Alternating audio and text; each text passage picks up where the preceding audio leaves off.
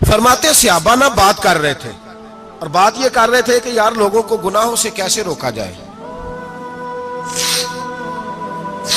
لوگوں کو گناہوں سے گفتگو صحابہ یہ کر رہے تھے۔ عبداللہ ابن عمر کہتے ہیں بیٹھے تھے اور یہ گفتگو کر رہے تھے کہ گناہوں سے پلاننگ جی ہوتی تھی، ان کی جو محفلیں ہوتی تھی نا بیٹھ کے، وہ خوش گپیاں نہیں ہوتی تھی بلکہ وہ تبلیغ کی، جد و جہد کی، لوگوں کو برائی سے منع کرنے کے لیے بیٹھتے تھے، اس پر منصوبہ بندی کرتے تھے، پلان کرتے تھے، آگے ترتیب دیتے تھے۔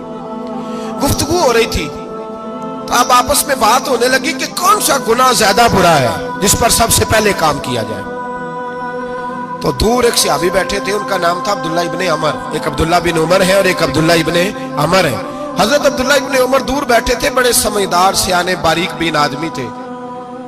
تو حضرت عمر فاروق اپنے بیٹے سے کہنے لگے جا عبداللہ ابن عمر سے پوچھ کے آ کہ سب سے سخت گناہ کون سا ہے۔ توجہ ہے میرے بھائیوں، ادھر دیکھیے گا میری جانب، پوچھ کے آ کہ سخت گناہ کون سا ہے۔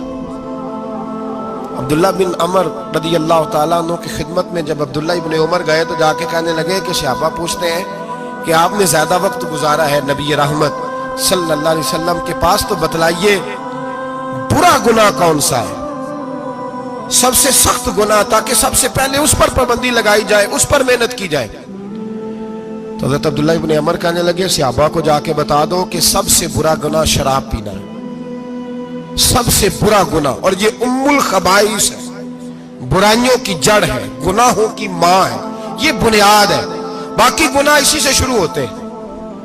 کہتے ہیں میں نے آ کے بتایا تو حضرت ابو بکر صدیق رضی اللہ تعالیٰ عنہ سیدنا فاروق اعظم کہنے لگے خود جاتے ہیں، ان کے پاس خود جاتے ہیں، چونکہ ہم نے بات سننی ہے ہم خود جاتے ہیں اور ان سے جا کر کے سوال کرتے ہیں کہ اگر آپ کو اس تفصیل کا پتہ ہے نا تو اس کے پیچھے بھی کوئی تفصیل ہوگی جو میرے نبی پاک نے بیان کی ہوگی صلی اللہ تعالی علیہ وسلم، اس تفصیل کا بھی آپ کو پتہ ہوگا جو نبی پاک نے بیان کی ہوگی، اس بات کے پیچھے جو بیک گراؤنڈ ہے، جو پس منظر ہے۔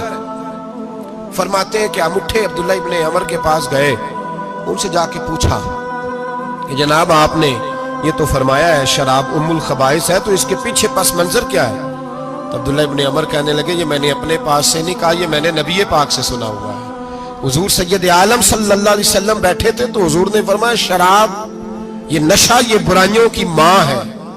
اور پھر حضور نے ایک مثال بیان فرمائی، نبی رحمت علیہ السلام نے فرمایا بنی اسرائیل کا ایک واقعہ ہے، ایک خوبصورت جوان تھا، ایک عورت کا دل آ گیا اس پر۔ یہ یاد رکھ لیں، ہم لڑکوں کو منع کرتے رہتے ہیں لیکن ہمیں گھر کی بچیوں پر بھی توجہ دینی ہوگی، ہمیں ان کے فون پر بھی نگرانی کرنی ہوگی، ہمیں وہاں بھی غور کرنا ہوگا، اس لیے کہ اگر کوئی بچی گنجائش نہ دے تو میرا خیال ہے کہ لڑکا جرت کرنے کی طاقت نہیں رکھتا، تو وہاں بھی ان کی اماں سے کہے کہ پابندی لگائے، بچی کسی کا موبائل لے کر کے کہیں اس کو استعمال تو نہیں کر رہی، اس پودے پر بھی توجہ دے، درخت بننے سے پہلے اس کی بھی نگرانی کرے، یہ بھی بڑا ضروری کام ہے۔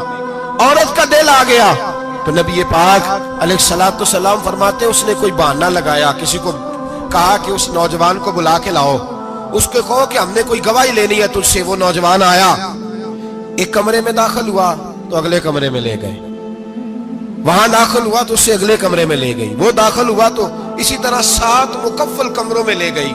میرے کریم رسول میرے محبوب پاک علیہ السلام فرماتے صحابہ کو سمجھا رہے ہیں میٹھے لب و لہجے میں، فرماتے جب سب سے پچھلے کمرے میں لے گئی تو ایک لڑکا بندھا ہوا تھا وہاں رسیوں سے، شراب کا پیالہ پڑا ہوا تھا، اور بی بی کہنے لگی کوئی گواہی شواہی نہیں لینی، تجھے اس لیے بلایا ہے کہ تیرے اوپر دل آ گیا ہے، اب میرے ساتھ منہ کالا کر۔ تو وہ جوان کہنے لگا نہیں، میں نے اپنے نفس کو پاک رکھا ہوا ہے، میری نظر بھی پاک ہے، دل بھی پاک ہے، اور اس کی برکت یہ ہے کہ رب نے میری روح کو بھی پاک رکھا ہوا ہے، تو میں یہ حرکت نہیں کر سکتا۔ پاک لوگ پلید کاموں کی جانب توجہ نہیں کرتے، میں یہ حرکت نہیں کر سکتا۔ اقبال نے اپنے بیٹے کو دعا دی تھی، اس نے کہا تھا حیا باقی نہیں ہے زمانے کی آنکھ میں، خدا کرے کہ رہے تیری جوانی بے داغ، خدا کرے کہ رہے تیری جوانی بے داغ۔ کہا میرے ساتھ منہ کالا کر، اس نے کہا میں نہیں کرتا۔ کہنے لگی چل پھر اس کو قتل کر، اس کو میں نے باندھا ہوا۔ اس نے کہا میں قتل کیوں کروں، मेरी क्या दुश्मनी है? कहा फिर शराब पियो। कहा मैं शराब भी नहीं पीता। तो कहने लगी अब तो मैंने तुझे अपने चुंगल में फांस लिया है, अब तू यहां से बच के जा नहीं सकता, और अगर तू बाहर जाएगा तो मैं शोर करूंगी, लोग जमा करूंगी, इसने मेरी इज्जत आबरू पे हाथ डाला है, तो तू बच तो नहीं सकता, एक काम तो करना पड़ेगा। महबूब फरमाते उस नौजवान ने सोचा कि जिना भी बहुत बड़ा जुर्म है, कत्ल भी बहुत बड़ा गुनाह है, चलो अब मजबूरी है तो शराब पी लेता हूं। लेकिन वो समझा ना कि शराब तो बुनियाद है। उसने एक प्याला जो पिया, कहने लगा एक और दे दो। दूसरा पिया तो कहने लगा एक और दे दो। अब 3 प्याले 3 बोतलें शराब जो पी चुका तो खुमारी चढ़ गई। अब उस औरत के करीब जाने लगा कि मैं तेरे साथ जिना करूंगा। उसने कहा जब तक मैं करीब नहीं आने दूंगी जब तक तू इसे कत्ल न करे। उसने उसे कत्ल भी किया, जिना भी किया। तो महबूब फरमाने लगे ये कत्ल और जिना जो हुआ है तो ये शराब की वजह से हुआ है। गोया शराब वो जुर्म है जो कत्ल भी कराएगी, जो जिना भी कराएगी।